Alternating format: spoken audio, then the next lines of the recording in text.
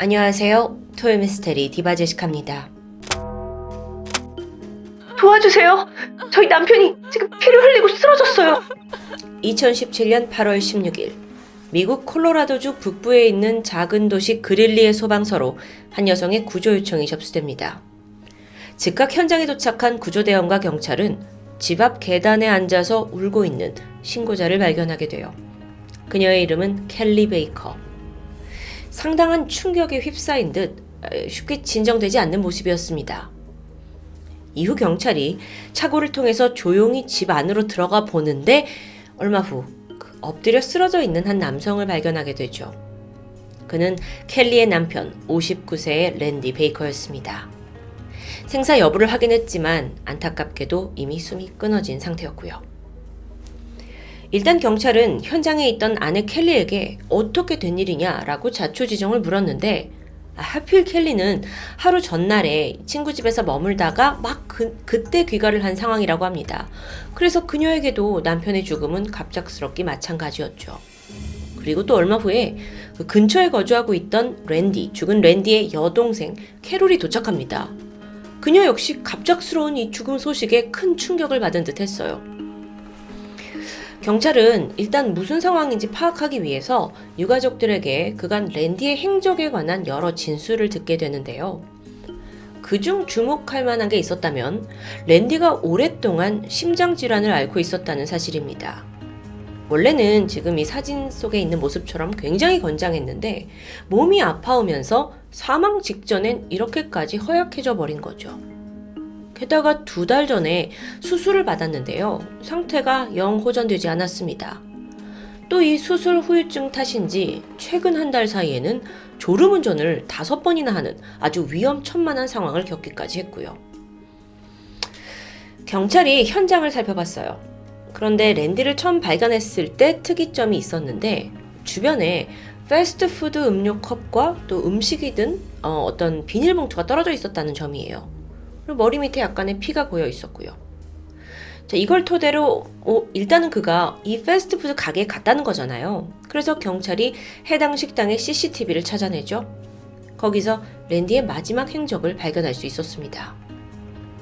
저녁 7시 30분 랜디의 은색 승용차가 패스트푸드 드라이브스루에서 음식을 픽업하는 장면이었습니다. 이후 차량은 집이 있는 방향을 향해 사라졌어요. 이 패스트푸드점과 집과의 거리는 약 10분 정도 걸리는 아주 가까운 거리입니다. 자, 그런데 랜디의 아내가 집에 돌아와서 그를 발견한 건 저녁 8시 30분이에요. 친구 집에 있다가 돌아왔었죠.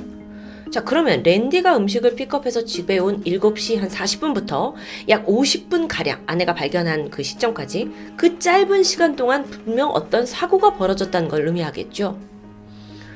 이때 경찰이 추정을 하건대 랜디가 지병이 있었으니까 집에 들어선 순간 갑작스러운 심장마비가 와서 쓰러졌고 하필 그 과정에서 바닥에 머리를 부딪히면서 사망한 게 아닌가라고 추정했습니다. 현장에 출동했던 검시관 역시 사고사일 수 있다라는 거에 동의했고요. 그렇게 랜디의 죽음이 마무리되는 듯 했죠. 하지만 사건 발생 이틀 후인 8월 18일 경찰서로 랜디의 부검감정서가 도착합니다. 담당 형사가 그걸 본 직후 이 사건은 순식간에 살인사건으로 전환돼요. 그 이유는요. 바로 랜디의 귀와 어깨 뒤편에서 2개의 총상이 발견되었기 때문입니다. 심지어 그 형태가 서로 달라요. 이건 각각 다른 2개의 총에서 발사된 흔적이었죠. 그렇다면 범인이 1명 이상일 수 있다는 걸 의미합니다. 사실 이 사건에서는 총상 외에 또 다른 석연치 않은 부분이 있긴 해요. 뭐냐면 그 랜디가 타고 있던 은색 승용차 있잖아요. 이게 사라졌어요. 어디로 갔는지 모르겠어요. 또 그가 외출할 때 들고 나갔던 지갑과 열쇠, 게다가 평소 즐겨 타던 오토바이까지 사라졌어요. 없어요. 자, 이렇게 되니까 경찰은 이건 금품을 노린 강도살인 사건이구나. 그러니까 누군가 와서 차와 오토바이와 이걸 다 가져간 거죠. 동시에 랜디와 가장 가까웠던 사람, 가장 먼저 아내 켈리가 될 텐데 켈리를 대상으로 여러 차례 참고인 조사를 진행하게 됩니다. 어라? 그러던 중에 숨진 랜디에게 2개의 생명보험이 가입되어 있고 그 수혜자가 모두 켈리였다는 사실이 드러나요. 근데 이건 부부니까 뭐 당연할 수 있지 않을까요? 보험금이 2개를 합쳐보니까 한 1,000만 원 정도였는데요. 아내 켈리도 아니 내가 이 돈 때문에 지금 남편을 살해하겠냐 라면서 강력히 억울함을 주장했습니다. 그런데 생전에 랜디와 켈리 부부 사이가 별로 좋지 않아서 사실 둘이 별거 중이었다는 증언까지 나와요. 경찰이 이걸 추궁했죠. 그랬더니 켈리가 인정을 합니다. 사건 전날과 또 당일 친구 집에서 머무른 것도 부부 사이가 조금 편안하지 않기 때문이었다라고 해요. 근데 여러분, 단순히 부부 사이가 좋지 않았다는 이유로 아내를 용의자로 지목하는 건 좀 무리가 있죠. 무엇보다도 그녀는 사건 추정 시각에 아직 친구 집에 있었다라는 확실한 알리바이가 있잖아요. 그래서 이게 주변인에 의한 살인은 아닌가 싶었는데 수사 도중에 아주 뜻밖의 증언이 나오게 됩니다. 알고 보니까 랜디가 젊은 시절에 전력회사에서 일을 했었어요. 근데 이때 큰 감전사고를 겪었고 간신히 목숨은 건지게 됐는데 이후에 여러 가지 후유증을 앓게 되죠. 심지어 그 고통을 잊기 위해서 마약에 손을 댔고 이게 또 엄청난 중독으로 이어졌습니다. 마약으로 인해 교도소에 한 번 복역한 전적도 있고요. 그 심장이 좀 아프다고 했는데 이 심장도 사실 마약 중독에서 비롯된 병이었죠. 그런데 랜디는 이후 재활을 하면서 조금씩 상태가 나아졌어요. 그리고 이제 죽기 전까지는 자기와 같은 중독자들을 위해서 봉사활동도 하고 막 이렇게 건강한 몸과 마음을 되찾고 있었거든요. 실제로 랜디는 오랜 시간 동안 이 지역을 위해 헌신한 어떤 자선가로 알려지면서 평판이 좋은 사람입니다. 그러고 보니까 원한을 가질 만한 사람이 없는 거예요. 하지만 아내와 유가족들의 생각은 달랐습니다. 랜디가 마약을 복용하던 당시 혹은 그 교도소에 있었을 때 얽히고 설킨 누군가에게 살인을 당했을 수도 있다라는 논리인데요. 여기에 더해 여동생 캐롤도 평소 오빠 주변에 좀 수상한 사람이 맴돌았었다라는 증언을 하게 됩니다. 그래서 경찰이 그 남성을 수소문해보니까 랜디가 마약을 복용하던 때부터 알고 지내던 사람이에요. 여동생 캐롤의 추적에 따르면 아마 이 사람이 우리 오빠한테 마약을 제공하는 브로커일 겁니다 라고 말합니다. 여기에 아내 켈리도 동감을 하면서 이 증언에 힘이 실리게 되죠. 그리고 한 달 뒤 경찰은 아내 켈리를 불렀습니다. 지금 보고 계신 게 실제 모습인데요. 그녀에게 6명의 마약 사범 머그샷을 보여주었죠. 사진들이 쭉 있어요. 자, 켈리가 이걸 보더니 망설임 없이 2번째 남성 사진을 가리키면서 범인이 확실하다고 말했습니다. 그런데 다음 날 경찰이 여동생 캐롤을 또 불러요. 그리고 같은 머그샷을 보여주게 되죠. 실제 장면을 지금 보고 계신데요. 이때 캐롤이 웬일인지 쉽사리 지목을 하지 못하고 머물거리는 듯 했습니다. 팔짱도 막 이렇게 끼고 한참을 있다가 갑자기 경찰한테 내가 기니 할 말이 있다면서 굳은 다짐을 한 듯 것처럼 보였죠. 잠시 후 캐롤이 꺼낸 이야기를 듣자마자 경찰의 얼굴에 미소가 번졌습니다. 그리고는 수갑을 꺼내 들고 말했죠. 당신을 1급 살인 공모와 살인 혐의로 체포합니다. 와, 이 사건. 자, 일단 사건이 있던 8월 16일로부터 5일이 지난 8월 21일로 돌아갑니다. 당시의 경찰은 랜디의 사망 원인이 타살이다 라는 건 확신했어요. 근데 총상을 제외하곤 별다른 증거를 찾지 못해서 난항을 겪고 있었죠. 근데 이때 한 통의 신고 전화가 들어왔습니다. 구석진 도로에 차 한 대가 버려져 있다는 제보였어요. 가서 보니까 그게 바로 그토록 찾아 헤맸던 랜디의 은색 승용차였죠. 보니까 잠겨진 상태인데요. 안엔 이미 깨끗하게 다 청소까지 되어 있어요. 발견을 늦추고자 했는지 번호판은 아예 띄어져 있었고요. 정황으로 봐서 이게 살인범과 연관된 거라고 볼 수도 있겠죠.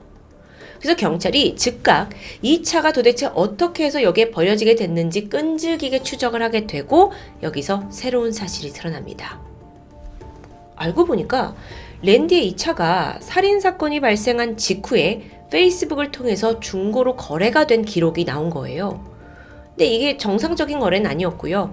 대포 차량으로 이용이 되다가 어떻게 이렇게 버려진 듯해요. 그래서 경찰이 또 이걸 다 역추적했죠. 그래서 가장 처음에 이 차를 페이스북에 중고로 내놓은 사람을 찾아냅니다. 그 사람이 다름 아닌 랜디의 여동생 캐롤이에요. 캐롤. 아니 분명 오빠가 죽고 이게 도난당한 상태인데 캐롤이 어떻게 차를 구해가지고 판매까지 할 수 있었던 걸까요? 그러면서 경찰의 의심은 여동생 캐롤에게 향하게 돼요.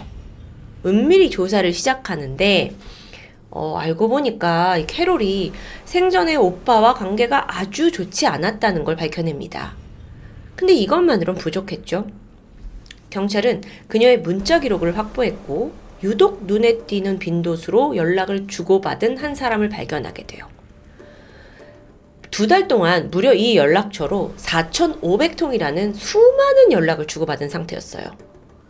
그래서 내용을 보니까 이 누군가한테 오빠 랜디에 향한 막 증오를 여과 없이 표출하는 겁니다. 그래서 그 문자의 주인공이 누구냐? 바로 오빠의 아내 켈리였죠. 알고 보니까요, 이 두 사람이 지난 20년간 알고 지낸 친한 친구입니다. 서로에 대해 모르는 게 없을 정도로 아주 끈끈해요. 여동생 캐롤은 오래전부터 오빠 랜디와 수차례 갈등을 빚어왔고요. 결국 남매 사이는 파국으로 치달았죠. 사이가 나빠진 계기는 구체적으로 알려져 있지 않은데요. 워낙 어릴 때부터 부딪혀왔다고 합니다. 사이가 좋지 않아요. 서로 막 미워하고 증오해요. 그런데 아내 켈리도 마찬가지였어요. 결국 둘은 랜디라는 공공의 적을 두고 틈만 나면 그를 헌방하고 비난했던 거죠. 근데 또 그 과정에서 켈리가 자신의 불륜 사실을 여동생 캐롤에게 고백하기도 합니다.